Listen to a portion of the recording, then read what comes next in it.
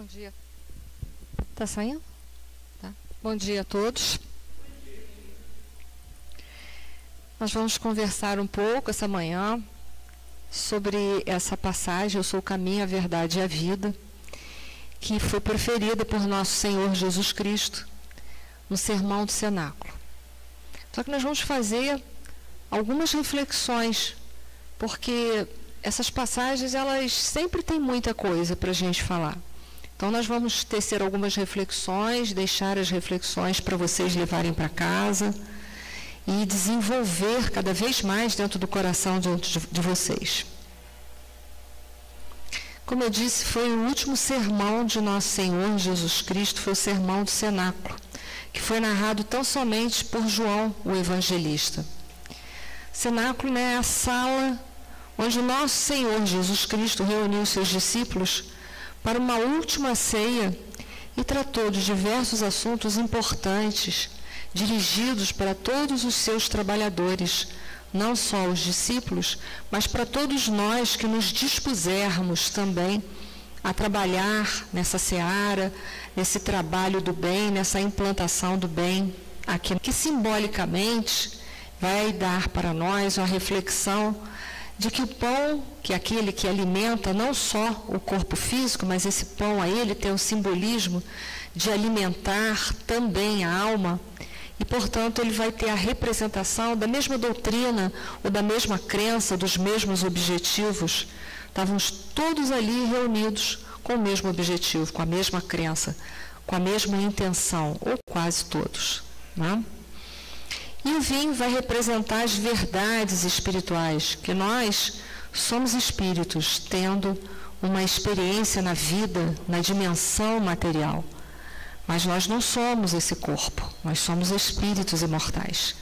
Estamos aqui de passagem e espero que quando a nossa passagem terminar aqui, porque todos nós temos um prazo de validade, como eu brinco. A gente não vem com uma etiqueta dizendo o dia, o mês, o ano e a hora que vai partir. Mas esse prazo de validade é invisível, ele existe. E espero que quando nós terminarmos a nossa passagem daqui, nesse plano, que nós possamos levar para a dimensão espiritual, que é a nossa realidade, muitas coisas na nossa bagagem. Muitas coisas. E que possamos também deixar para trás, para aqueles que ainda vão prosseguir, muitas coisas boas também. Já tivemos a oportunidade, da última vez que aqui estivemos, de falar do tema que também está dentro do Sermão do Cenáculo, na casa de meu Pai há muitas moradas, onde Jesus reforça para os seus discípulos que existem muitas dimensões de vida e que é nessas dimensões que eles irão se reencontrar novamente. É um consolo, é uma esperança para todos nós, sabermos que, apesar de todas as dificuldades que nós estamos vivendo aqui nessa dimensão terrestre, mas nós vamos prosseguir a nossa vida no plano espiritual, e é muito bom saber que quanto mais a gente evolui, mais a gente vai saindo dos ciclos reencarnatórios de dor. Isso é que é muito bom a gente saber. É muito bom a gente saber que todo bem que a gente faz vale a pena. Vale a pena ser bom. E isso é importante a gente falar, porque nós estamos vivendo num período da humanidade onde parece, às vezes, que vale a pena ser mau caráter. Mas não é não. Nós sabemos que vale a pena sermos bons. Porque aqueles que hoje estão vivendo e demonstrando que o que vale é ser esperto, eles não sabem, como nós sabemos, que existe a reencarnação. E que para tudo que se faz, existe a lei do retorno, ou seja, nós vamos ter que responder pelas sementes que plantarmos. Então, feliz de nós que temos essa consciência, que podemos dar à nossa vida uma nova direção, um novo rumo, e aí, com isso, nós teremos todas as oportunidades de sairmos dos ciclos reencarnatórios de dor. Enquanto que esses que ainda estão mergulhados na ignorância, que ainda acreditam que só existe o plano material, esses ainda terão que trilhar muitos caminhos tortuosos pelas suas vidas. Então, nosso assunto de hoje está lá no Sermão do Cenáculo, que foi a última ceia dirigida aos apóstolos, poucas horas antes de Jesus ser entregue e sofrer todo aquele processo, né, de tortura e de crucificação. A diretriz de como nós vamos implantar o reino de Deus aqui na terra, ou seja, vivenciar as suas leis. O Sermão da Montanha ele é muito interessante, porque como ele é feito numa montanha, ele simbolicamente mostra para a gente a importância de nós verticalizarmos os nossos sentimentos. Porque só verticalizando os nossos sentimentos, ou seja, elevando os nossos sentimentos, nós poderemos verdadeiramente implantar um reino de amor e de paz aqui na Terra. Esse amor e essa paz que todos nós desejamos, mas que nós precisamos nos conscientizar que para ele ser implantado e para ele existir, é preciso o esforço de cada um de nós. É cada um de nós dando uma pequena contribuição que esse planeta ele vai se transformar num lugar muito bom de se viver. Assim como o sermão profético que fala da transição planetária, ou seja, dessa transição que o nosso planeta está sofrendo, está deixando de ser provas e expiações, está indo para a regeneração, também foi proferido no monte, só que foi no Monte das Oliveiras. Novamente mostrando para a gente que para a gente transformar o mundo é preciso que, primeiro, a gente verticalizar os nossos sentimentos. É muito importante que os nossos sentimentos, e que nós sabemos que o ponto máximo do sentimento é o amor é a virtude e mãe de todas as outras virtudes, que enquanto a gente não verticalizar o nosso amor, as relações humanas não serão de paz, não serão de amor, não serão de tranquilidade. Há uma necessidade. E pretendemos, se ainda tiver reencarnada, proferir também o Sermão dos 8 Ais, que vai falar sobre a hipocrisia dos fariseus, né? A palavra fariseu significa separação, não sei se vocês sabem, separados, né? Eles são separados. Nós vamos estar falando isso à luz do século XXI, de como isso poderia esse sermão ainda se encaixaria hoje no século XXI. Se eu estiver reencarnada, pretendo fazer. Ué, está rindo, Flávio? Eu não sei se a minha etiqueta com prazo de validade já está perdendo, né? Nunca se sabe. Então, tem chance, né? Tem uma chance, né, Alcinda? É isso aí, eu não posso perder o foco, né? Vamos lá, o assunto que a gente vai tratar hoje, eu vou ler, é importante, e aí depois a gente vai conversar um pouquinho sobre.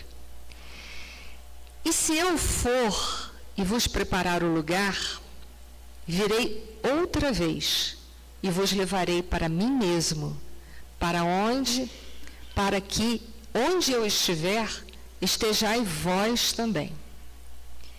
Mesmo vós sabeis para onde eu vou e conheceis o caminho. Disse-lhes Tomé: Senhor, nós não sabemos para onde vais, e como, pois senão por mim. Se vós me conhecesseis a mim, também conhecereis a meu Pai. E já desde agora o conheceis e o tendes visto. Disse-lhe Filipe: Senhor, mostra-nos o Pai. O que nos basta? Disse-lhe Jesus: Estou há tanto tempo convosco e não me tendes conhecido, Filipe. Quem me vê a mim, vê o Pai. E como dizes tu, mostra-nos o Pai. Não crês tu que eu estou no Pai e que o Pai está em mim? As palavras que eu vos digo, não as digo de mim mesmo, mas o Pai, que está em mim, é quem faz as obras. Crede-me que estou no Pai e o Pai em mim. Crede-me ao menos por causa das mesmas obras. Na verdade vos digo que aquele que crê em mim também fará as obras que eu faço e as fará maiores do que estas, porque eu vou para o meu Pai. Então vamos destrinchar, o que parece difícil nem sempre. Os primeiros 2 versículos em que Jesus fala assim: E se eu for e vos preparar lugar, virei outra vez e vos levarei para mim mesmo, para que onde eu estiver estejai vós. Mesmo vós sabeis para onde vou e conheceis o caminho. Bom, Jesus ali, nesse pequeno trecho, dentre muitas coisas que ele deixa para a gente fazer de reflexão, ele está se referindo à vida espiritual.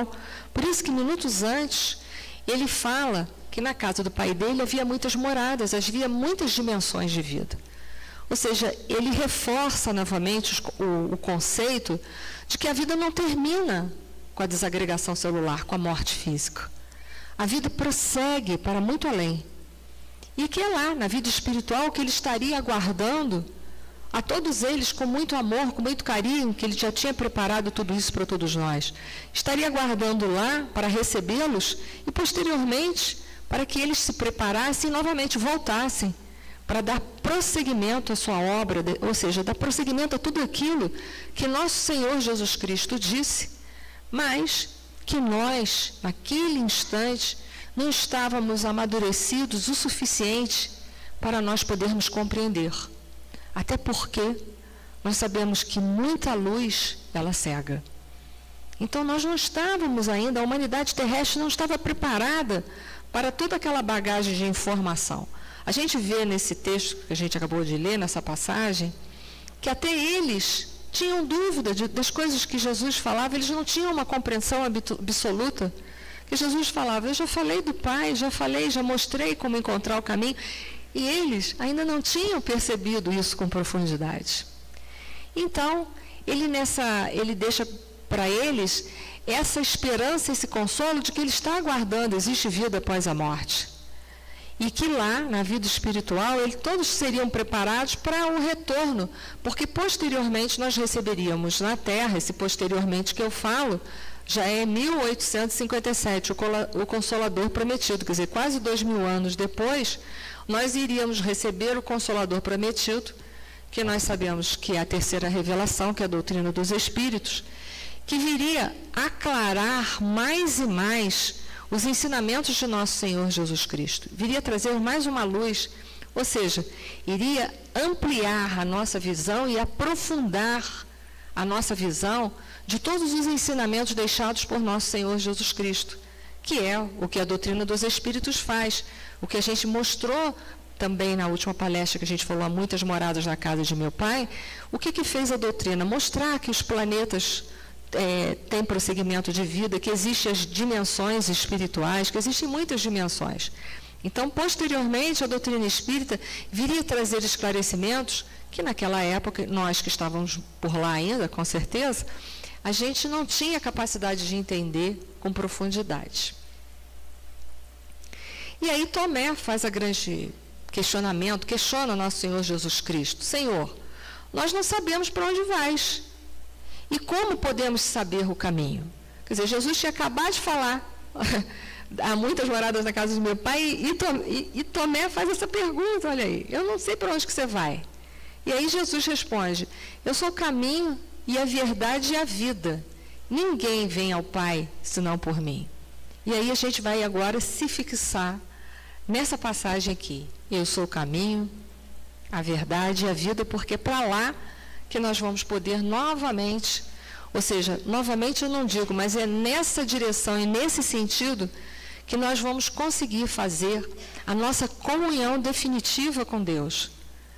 Porque todo o nosso processo evolutivo está embutido à busca dessa comunhão com a divindade. E é por isso que a gente buscou e inventou as religiões, no sentido da gente conseguir fazer esse religar e essa comunhão novamente com Deus. Porque Deus está conosco 24 horas, mas nós ainda não estamos com Deus 24 horas. Então, vamos lá. Ele diz que Ele é o caminho, a verdade e a vida. Verdade e vida é a meta da nossa existência. Nós estamos aqui encarnados buscando o quê? Compreender as verdades de Deus, essas máximas que foram deixadas pelos profetas, que representaram a primeira revelação, por nosso Senhor Jesus Cristo, pela terceira revelação também, que é o Espiritismo. Nós estamos buscando o aprofundamento da verdade. A verdade que nós espíritas sabemos que está escrito lá na consciência, que Kardec perguntou, onde está escrito as leis de Deus? Porque ela é segura para nos nortear. E a espiritualidade, na questão 621, responde, está escrito na consciência. Só que o homem, ainda no século XXI, ele está buscando fora a sua felicidade. Veja bem, nós ainda estamos buscando em algo ou em alguém a nossa felicidade. Nós ainda não conseguimos nos aprofundar, compreender com profundidade que o caminho da liberdade, o caminho desse encontro, é um caminho que é feito para dentro, dentro de nós. Que todo o processo começa em nós nos conhecermos em realidade. Para que nós possamos, dentro desse conhecimento, despertar a nossa consciência e entender as leis divinas. Não adianta buscar fora, está tudo dentro. E compreender a vida, não essa vida biológica que é transitória, que vai acabar, que tem um prazo de validade, mas entender o verdadeiro sentido de estar aqui reencarnado, que é passar por provas e expiações, está na questão 132, e concorrer para a obra universal. Passamos todos aqui encarnados por provas e expiações, que não têm por objetivo punir, jamais. As leis de Deus não são punitivas, elas são misericordiosas.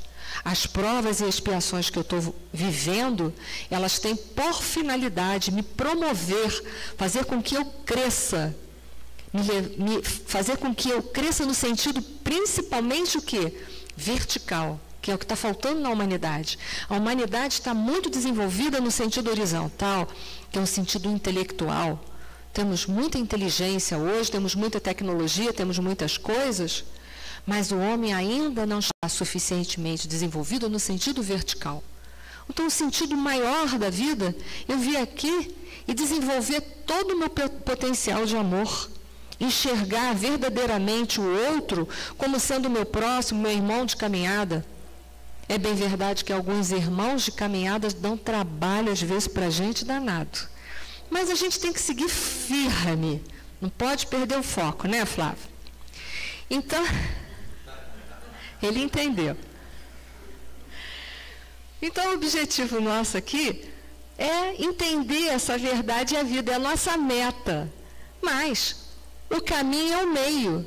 O caminho é o meio. E quem disse, né? Jesus disse, eu sou, nós vamos entender o que esse eu sou. Eu sou o caminho. Para a gente alcançar a meta, a gente tem que ir dentro do caminho. Tem que ter dentro do caminho. Então, vamos ver melhor esse eu sou o caminho? Foi? Vocês estão junto comigo na linha de raciocínio?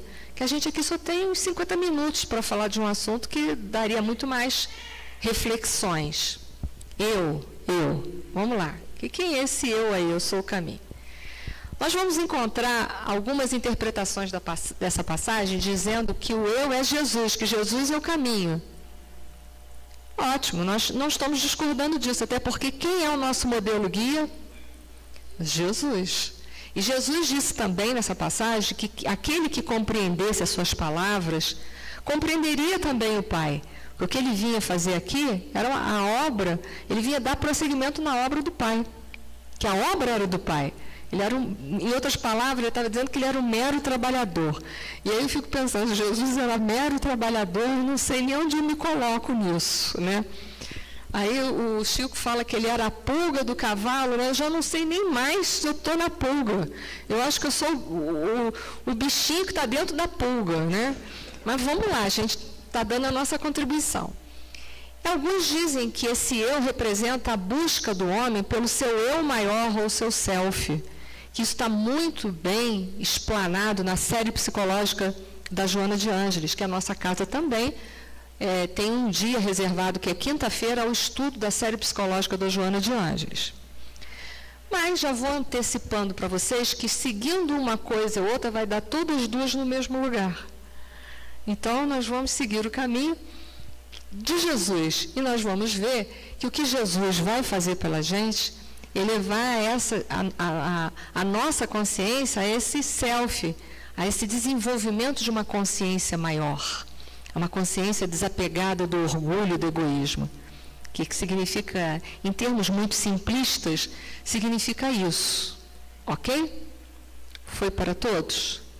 Podemos seguir? Vamos lá. Nessa obra da Joana que eu gosto muito, Jesus e o Evangelho à Luz da Psicologia Profunda, que ela retrata algumas passagens de Jesus, aliás, ela segue os capítulos, não sei se vocês sabem, do Evangelho segundo o Espiritismo. Ela retira algumas partes e ela trabalha com os conteúdos psicológicos deixados por Jesus nas passagens. É muito interessante, é uma outra forma de ver, complementa, amplia a nossa visão de nosso Senhor Jesus Cristo. E ela coloca assim: em análise cuidadosa, apresenta a sua perfeita identificação com os dois conteúdos. Ela está falando isso de Jesus. Numa análise cuidadosa, apresenta a sua perfeita identificação com os dois conteúdos psicológicos do ânimos e ânima, o que dele fez o ser ideal e modelar para a humanidade. Ou seja, uma linguagem mais junguiana, ela quer dizer que o lado feminino e masculino estavam já unidos dentro de nosso Senhor Jesus Cristo, até porque ele já era um espírito puro. Ele já não oscilava mais nas polaridades como nós, que oscilamos em polaridades. Precisamos, ora, durante etapas e etapas da nossa vida, que não são horas, né, são etapas grandes, precisamos reencarnar em corpos femininos para entendermos determinados conceitos. Ora, durante fases e fases da nossa vida, precisamos reencarnar em corpos masculinos para entender a outra polaridade. Para só finalmente, depois disso, a gente poder trazer essas polaridades dentro. Isso é uma colocação da Joana, que daria pano para a manga para a gente falar nisso. Mas a Joana, ela segue também as obras básicas, porque ela diz, ele é o modelo ideal para nós, que é o que está dizendo, porque ele já está totalmente completo dentro. O ânima e o ânimos, a sua parte feminina e masculina está integrada. A gente vê que quando Jesus chamava atenção para alguma coisa, ele fazia com energia da polaridade masculina, mas com todo o amor da polaridade feminina. Ele tinha essa dose dentro dele. Nós ainda não temos essa dose perfeita. Ou a gente chama atenção com muito pieguismo, ou a gente chama atenção com muito violência. Jesus conseguia fazer isso com autoridade, porque ele já estava totalmente integrado. Era um espírito que já tinha alcançado um patamar de consciência muito mais elevado. Ele já não tinha mais, como nós, essa consciência egóica de comparação, essa consciência totalmente dualista. Ele já era totalmente integrado. A evolução moral nele já estava feita. Nós estamos construindo, dando os nossos primeiros passos. Até porque a gente vai saber, que eu já apresentei isso para vocês em outras palestras também, que nosso Senhor Jesus Cristo é um desdobramento dos espíritos puros. Está na Revista Espírita de 1868, fevereiro e março, intitulado Os Messias do Espiritismo. Lá nós vamos ter a notícia que esses espíritos, eles são espíritos que trabalham em comunhão perfeita com o Pai. Olha só, já está em comunhão perfeita, a gente ainda está fazendo, a gente ainda está nesse processo. E eles são os responsáveis, eles são os co-criadores dos planetas, dos sistemas e das galáxias. Eu gosto sempre de falar nisso, que é tão bonito. Um dia a gente também vai estar fazendo isso. No momento a gente faz outras coisas que são importantes para chegarmos a essa hierarquia de Jesus e poder dar essa grande contribuição para a humanidade. E quando eu falo humanidade, eu falo o universo todo. Hoje a nossa contribuição é setorial. A gente pode contribuir só em família, às vezes a gente contribui só no agrupamento espírita ou na casa religiosa onde a gente faz os nossos trabalhos. A nossa contribuição é muito pequena, mas é o que nós podemos dar. E é de grão em grão que um dia a gente vai poder também chegar lá. Nós estamos espíritos imperfeitos, caminhando para sermos bons espíritos, mas seremos um dia puros e um dia seremos crísticos. É tão bonito a gente relembrar um outro conceito que a Joana gosta de falar muito. Nós somos herdeiros do universo. Herdeiros do universo. Essa é a nossa herança. Nós não somos filhos de Deus. A nossa herança é o universo. E é engraçado que aqui embaixo a gente briga, se indispõe com as pessoas por 3 centímetros cúbicos de terra, às vezes. E a gente não para pensar que a nossa herança é o universo inteiro. Mas para a gente ter direito a essa herança total, a gente tem que criar juízo, gente. Ou seja, a gente tem que crescer na vertical. Mas entender que a gente é herdeiro disso tudo é muito bom. Ou seja, o Pai, ele está sempre cuidando de todos os seus filhos, é a providência divina. Ele pensa em tudo, em todos nós, no melhor para todos nós. Mas para a gente poder adquirir essa herança, a gente tem que aprender a querer bem do outro também para poder adquirir essa herança. Assim como o Pai pensa em todos nós, nós temos que passar a querer bem e pensar em todos. Como eu disse para vocês, a gente vai dar só uma pincelada. Joana de Ângeles, ela fala muito da série psicológica e ela se baseia muito na psicologia transpessoal. Eu vou deixar esse quadro, eu não vou falar desse quadro todo, porque não dá tempo. Impossível. Mas eu deixo aí já para instigar a curiosidade de muitos para estudar. A psicologia transpessoal ela é muito diferente das outras, porque ela acredita na gente como espírito imortal, não sei se vocês sabem disso. Que nós temos essas vidas, mas já tivemos muitas outras e ainda vamos ter muitas e muitas outras pela frente. Então, ela acredita que nós existimos antes dessa vida e que vamos prosseguir existindo pós essa vida. Então, o enfoque dela é bem diferenciado. Então, vou colocar alguma coisa assim. O ego não tem existência real. O ego é essa personalidade. Eu estou em Mir, mas eu não sou em Mir. Eu sou um espírito imortal que tive muitas vidas. Nesse instante estou, mas eu não sou. Eu sou um espírito imortal. Ela coloca assim, a psicologia transpessoal. Os dados podem transcender a temporalidade, o referencial pode estar antes da concepção, ou seja, ela enxerga o homem com seus problemas, com toda essa sua complexidade, não como essa vida aqui só, mas ela vai olhar para trás também, vai entender que muitas das coisas que nós trazemos estão vinculadas ao passado. No entendimento que muitos problemas que nós hoje estamos vivenciando, eles têm uma raiz profunda. Às vezes eles estão inseridos em muitas outras vidas. Então, dando essa compreensão, mostra que nós precisamos ter paciência e misericórdia conosco, no sentido de que nós não vamos resolver muitas coisas de uma hora para outra, porque essas coisas têm profundidade. Eu falo isso que quando a gente, às vezes, adentra uma instituição religiosa, a gente chega aqui, a gente quer se livrar dos problemas, não é?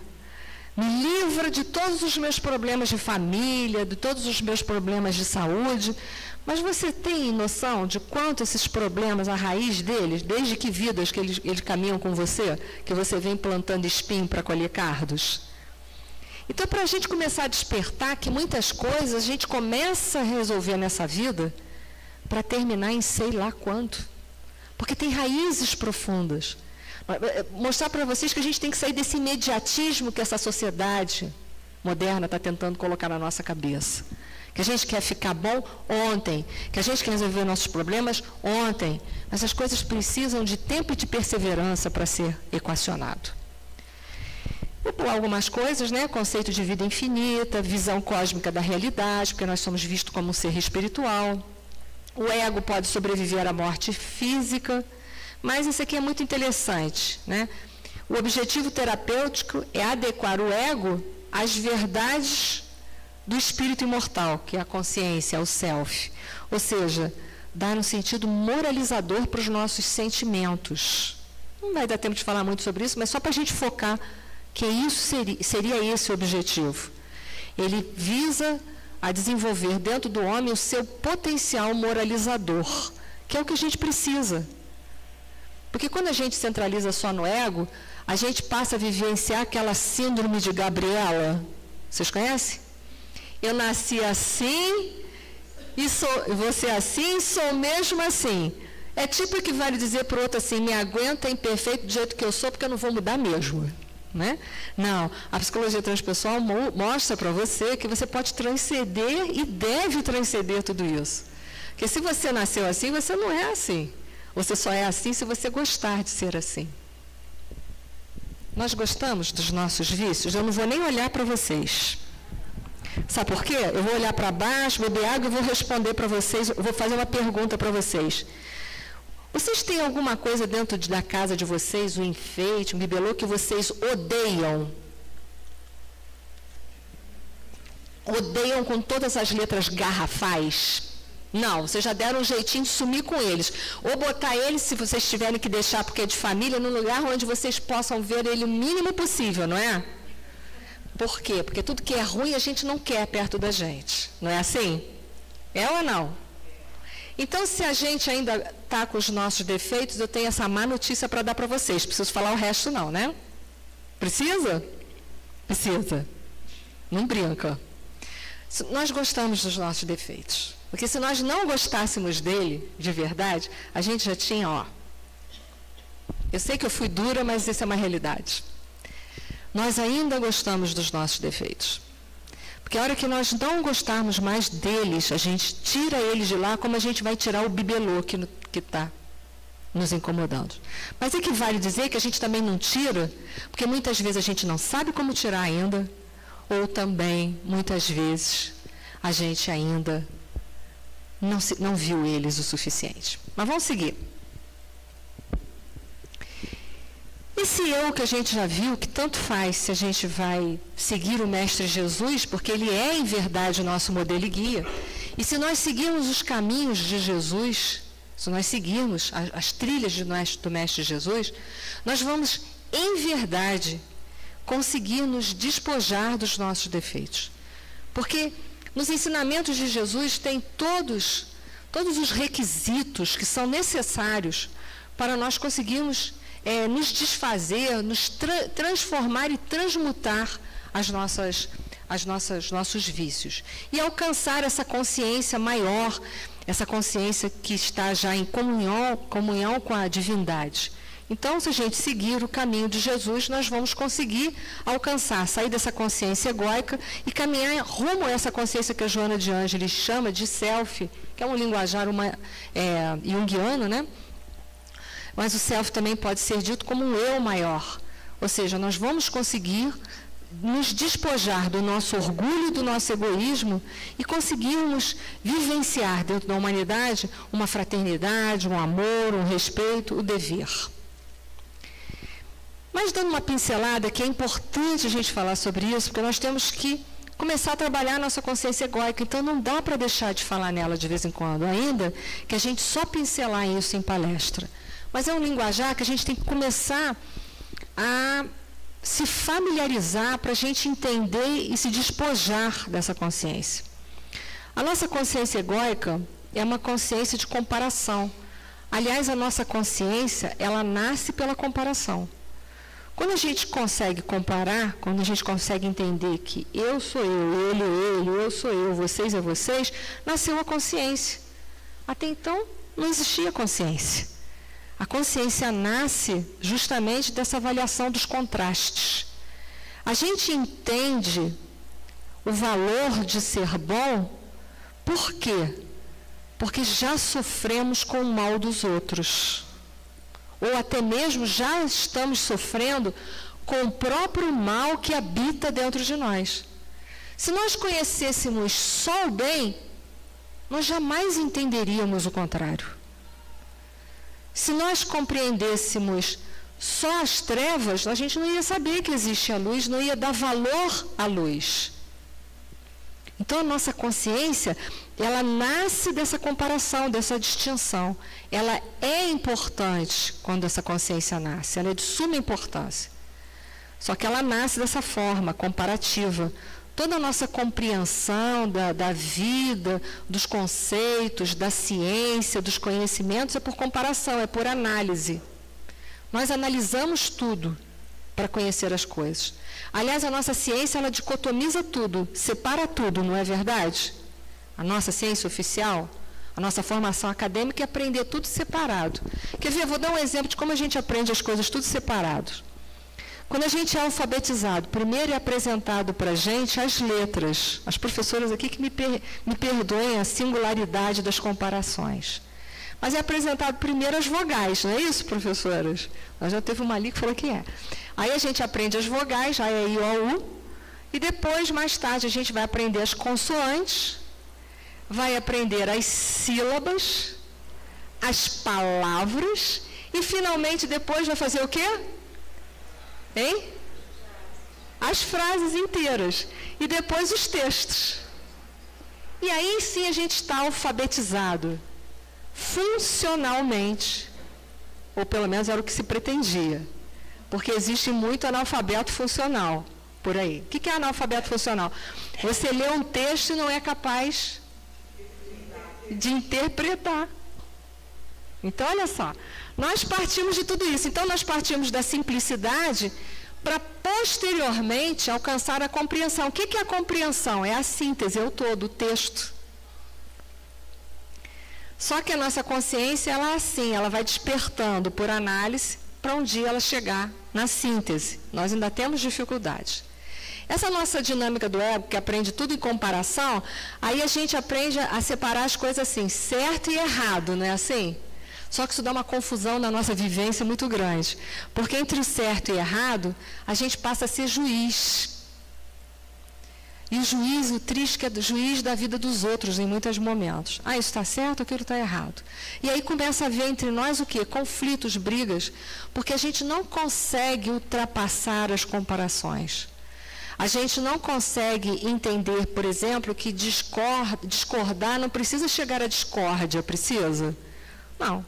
Você pode discordar, dar o seu ponto de vista, e a gente pode fazer de 2 pontos de vista o quê? Uma terceira colocação, que é uma abrangência maior. Olha a síntese. Mas a gente briga que a gente quer que a nossa verdade, ela impere. E é isso, essa dicotomia, que leva às brigas, que leva aos conflitos humanos, que nos separam. E aí a gente colocou isso, o forte e o fraco, aí houve a separação, o bem e o mal.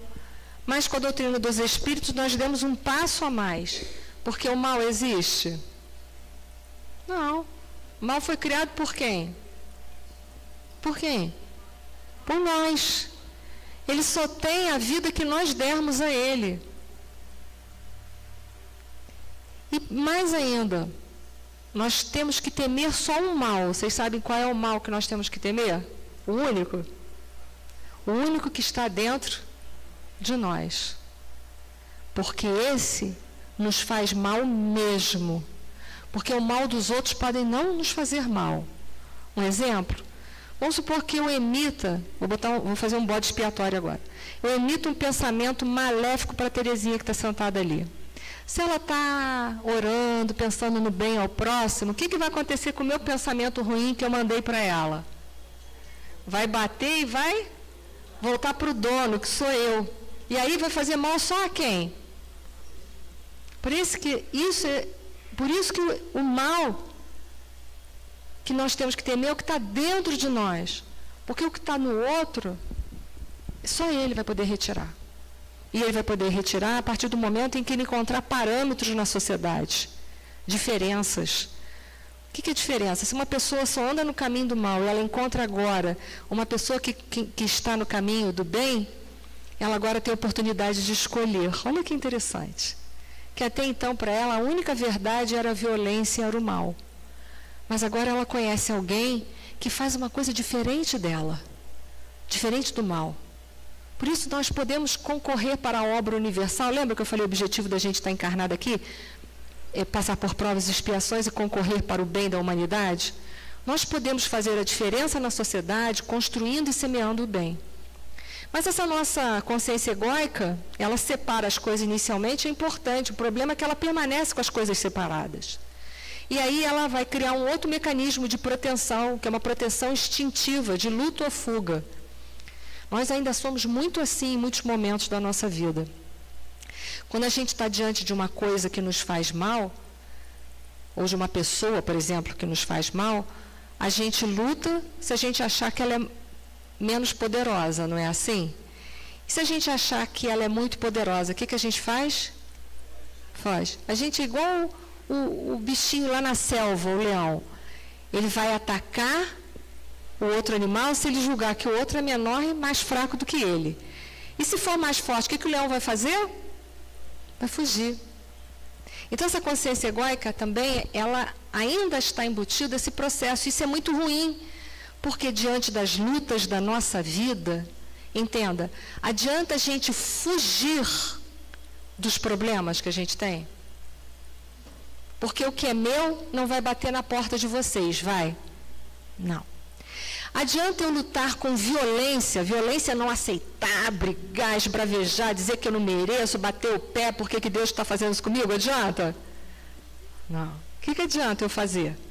Aceitar para compreender a função dele na minha vida, que a partir do momento que eu entendo qual é a função daquele problema na minha vida, eu cresço com ele, e aí, na medida que eu cresço com ele, o que acontece? Ele passa. Hein? Passa a não ser mais problema, isso aí. Acabou o problema. Então, essa é a mudança que nós precisamos fazer dentro de nós. Essa consciência egóica, ela nos joga para essa ilusão. Mas a proposta que a Joana de Ângeles faz na série psicológica, foi ela que mais fala sobre isso, é justamente isso. E essa era a proposta de nosso Senhor Jesus Cristo também. Que em todos os momentos que ele encontrava alguém em erro, o que ele falava? Tua fé te salvou. A tua compreensão nas verdades de Deus, que isso é a fé, te salvou. Mas olha só, vai e não tornes a fazer o quê? A errar. Porque se você errar de novo, o que vai acontecer? Você vai voltar a sofrer, vai ter sofrimento batendo na sua porta de novo. Ou seja, ele fala para você assim, enfrente a sua vida, enfrente o que não está bom dentro de você. Enfrente de olhos erguidos, de cabeça erguida. Porque não tem outro jeito, o que é meu, o que é de vocês é de vocês. As provas e expiações que eu tenho para passar, nem os meus pais me amando vão poder me livrar. Porque aqui as pais e as mães presentes, se pudessem, não deixavam os filhos ter nem gripe, não é verdade? Nem gripe vocês não iam deixar os filhos terem, que vocês não querem que aconteça nada. Mas, se nós precisamos passar por isso, é porque tem um benefício. Deus não cria nada de inútil. Isso aqui eu sempre falo para vocês, que a camada do ego é uma camada de energia grosseira. Temos. Mas cabe a nós fazermos o quê? Sermos bons lavradores. O bom lavrador, ele vai preparar o terreno dele. O que é o terreno? As emoções dele. Vai tirar de lá das emoções deles as pedras, os matos, os lixos. O que são pedras, matos e lixos? Falando figuradamente. As nossas imperfeições. Para que a semente do amor possa se desenvolver. Cabe a nós. Então, ele diz que nós temos essas duas camadas que nós vamos dar uma pincelada, que eu sempre falo sobre isso. Em essência, olha só quanta coisa boa a gente tem dentro de nós em semente para desenvolver. Nós temos tudo isso dentro de nós para desenvolver. Mas nós precisamos limpar os nossos terrenos, as nossas emoções. Aquela primeira camada do desamor são todos esses conteúdos aí, a tristeza, a culpa, o autoritarismo, o medo, a raiva, a intolerância. Interessante eles chamarem dentro da psicologia transpessoal de desamor. Você fala assim, mas eu me desamo? Claro. Toda vez que você tem um sentimento negativo, a primeira pessoa que se suja com ele é você. E como eu dei o exemplo ali que eu falei da Terezinha, se eu mandar uma coisa má para ela, e ela estiver na vibração do bem, na sintonia do amor universal, vai bater e vai voltar à conclusão. Aquilo que eu vibrei de mal só suja a mim e fica comigo. Não vai para lugar nenhum. E é claro que nós fomos ensinados desde criança que a gente não pode dizer que a gente sente raiva. É feio. A gente não pode dizer para as pessoas que a gente é egoísta. Por quê? Porque é feio. Aí, para isso, o ego criou umas máscaras. Uma série de máscaras e de armaduras que a gente coloca ao nosso redor, que eu botei ali, estou falando uma linguagem bem tranquila, espero que esteja sendo acessível. São máscaras que a gente põe para encobertar o nosso desamor. Ou seja, para não deixar transparecer que em muitos momentos a gente tem ciúme, que em muitos momentos a gente tem inveja, que em muitos momentos a gente tem raiva, que em muitos momentos a gente sente tristeza. A gente cria essas situações para mascarar uma realidade que está dentro de nós. Mas se eu esconder os meus defeitos, eles vão deixar de existir? Eles só vão deixar de existir quando eu trouxer eles das sombras, que é uma linguagem junguiana também, tirar eles de lá e botar eles o quê? Na minha frente para ser trabalhado. Que era a proposta de Jesus também. Vai e não tornes a pecar. Tua fé te salvou. Ama o próximo, perdoa o próximo. Era a proposta, era o enfrentamento. Enfrenta aquilo que é negativo em você. Se você não consegue ainda perdoar, enfrenta, entra no processo do perdão. Porque assim como o outro errou em relação a você, Você também, como uma pessoa, um espírito imperfeito que é, também já errou em relação a outras pessoas. Então você também precisa da misericórdia e do perdão do outro. Então por que você está negando o teu perdão e a tua misericórdia para esse, se você também na tua vida precisa isso? Então era uma proposta sempre lúcida, de enfrentamento na nossa vida. Estava sempre lúcido. Jesus estava sempre mostrando essa proposta. Toda vez que a gente tem uma relação humana, porque a gente está querendo descobrir o caminho, não é isso? E o caminho é Jesus, e eu estou falando sobre esse caminho. O caminho é a gente descobrir as nossas imperfeições. Toda vez que a gente se vincula, que a gente se relaciona com as pessoas embasado ainda na nossa camada de desamor, que é aquilo tudo que a gente viu aí, a gente vai ter basicamente 2 tipos de comportamento, segundo a psicologia transpessoal. Ou um comportamento passivo de indiferença, o que hoje a sociedade está cheia de indivíduos indiferentes, que hoje nós temos na nossa sociedade muitas misérias ao nosso redor. Nós temos, por exemplo, os moradores de rua. São pessoas invisíveis para muita gente. Vocês já pararam para pensar o que é ser um morador de rua? Você não tem um lugar para dormir. Você não sabe se hoje você vai conseguir comida para comer. Se você ficar doente, você vai aonde? Onde você toma banho? Já pararam para pensar na situação de uma pessoa? O morador de rua perdeu a sua cidadania. Quem é que vai empregar uma pessoa que mora na rua? Vamos ser sinceros. Só aquele que pratica a verdadeira caridade. Então a sociedade tem muito da indiferença em relação à dor dos outros. Nós mesmos, às vezes, a gente está andando no centro histórico de Petrópolis, a gente está passando uma calçada, tudo bem, a gente faz assim e vai andando. Tomara que não diga que está tudo mal, porque se dizer que está tudo mal, vou ter que voltar. A gente tem muitas essas frases rápidas para não entrar em contato. O certo seria a gente parar, olhar nos olhos e falar assim, está tudo bem com você? E esperar a resposta. Ainda que essa resposta leve meia hora. Mas para ser samaritano, eu preciso parar tudo aquilo que está fazendo. A parábola do samaritano é assim, não é? Ele para tudo que está fazendo, desce do cavalo e ajuda o ferido na beira da estrada. Mostrando para a gente que para amar requer tempo. Para fazer caridade, que é o amor em ação, requer tempo. Ou a gente tem aquele comportamento reativo de crueldade, né? A gente desrespeita, fala mal das pessoas, porque a gente não aceita as diferenças. Aliás, a gente tem dificuldades com diferenças. Tudo que não é igual a nós, quase sempre é imperfeito. A gente tem muito esse parâmetro aí, isso é bem da consciência egóica. Ou a vinculação de relação vinculada no pseudo-amor, que é aquelas máscaras. O indivíduo tem uma postura de sentimentalismo. Sabe aquelas pessoas muito piegas? A gente tem que entender que ser piegas não é amar. O amor requer ação. Eu estou diante de uma dificuldade, eu tenho que perguntar para mim mesmo, o que eu posso fazer para ajudar essa pessoa? Chega uma pessoa aqui na nossa casa, vamos dizer, está morrendo de fome. Eu vou apresentar a ela o Evangelho? Depois, tá, amigos? Antes não. Porque a fome é necessidade primária e não tem barriga roncando de dias e dias de fome que vai aguentar ouvir Senhor Jesus. Primeiro tem que dar comida. Depois, sim, o Evangelho não como sermão, mas o Evangelho como amor, como compreensão, como esperança de que aquilo vai passar, porque tudo passa. Isso ajuda. Ou o indivíduo tem uma postura de fingimento.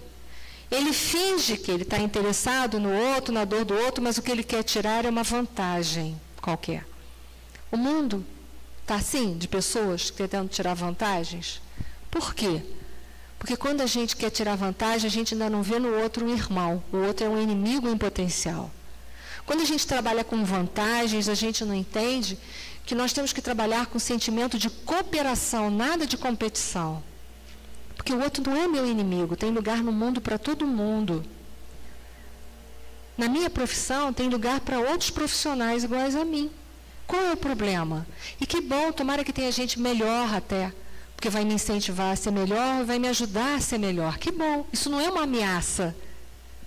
Isso é uma oportunidade de crescimento. Mas a gente ainda não enxerga o outro dessa forma tão simples, né? Então a gente precisa sair dessa consciência egóica, caminhar para essa consciência maior, que é essa consciência do amor. O amor, ele não visa uma pessoa. O amor, ele visa o quê? A coletividade. Nós hoje temos que começar a trabalhar na humanidade pela coletividade, não por nós. O meu trabalho tem que estar somado ao trabalho de outros.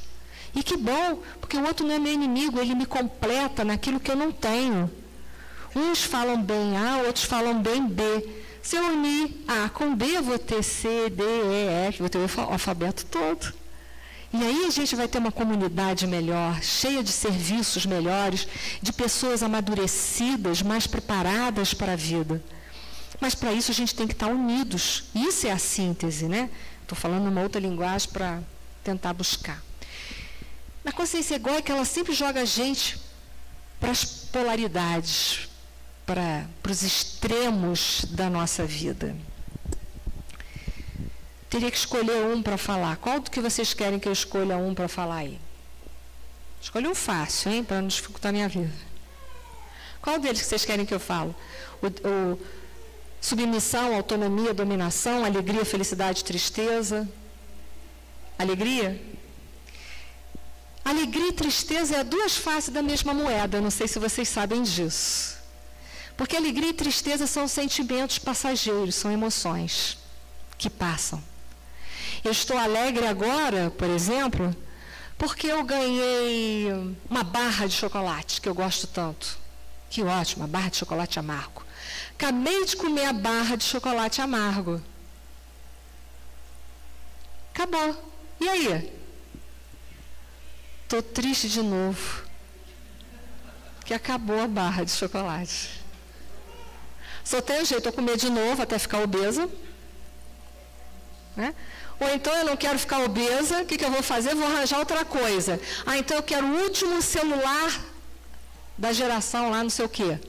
Aí eu compro o celular. Agora eu já tenho celular. E agora? Acabou. Agora eu vou querer outra coisa, porque isso já acabou. Então é passageiro. Hein? Volta para o chocolate. E vai ficar nesse círculo vicioso. Alegria e tristeza são emoções, são coisas que passam. Quando você é saciado, acabou, você quer outra coisa. Saciou, acabou. Tem que ter outra coisa. Acabou. Acabou o sentido. Mas aí eu tenho que encontrar a felicidade. E se a gente fosse fazer uma definição de felicidade aqui, para muitos eu ia falar assim, mas é a barra de chocolate. E aí eu vou dizer para vocês, não é não. A felicidade está embutida dentro de todos nós. Porque é a forma pela qual eu caminho dentro da minha própria vida. Uma prova. A questão de número 115 do Livro dos Espíritos diz assim, como nós fomos criados por Deus, simples, ignorantes, com a fatalidade da perfeição relativa e felicidade relativa. Sabe o que os Espíritos quiseram dizer com isso? Que todos nós aqui nessa sala somos um potencial de felicidade, todos. Mas que felicidade é encarar a nossa própria vida. É isso daí. É viver a nossa própria vida. O que tem para hoje? Hoje, por exemplo, tem uma conta do banco, uma conta que vai vencer e eu não tenho um centavo para pagar. Opa, é isso que eu tenho para hoje. Beleza. Vou trabalhar para isso. Não preciso ficar infeliz, não preciso ficar contrariado, vou dar o meu jeito. Felicidade é equacionar. Aquele vizinho que você vai sair de manhã cedo, ele botou o carro dele estacionado na saída da sua casa. E aí, como é que você faz? Saiu e foi fazer alguma coisa em algum lugar. E você tem hora para pegar. Então, felicidade é você encarar isso, equacionar. Vai brigar com o vizinho? Não, amigo. Olha só, querido.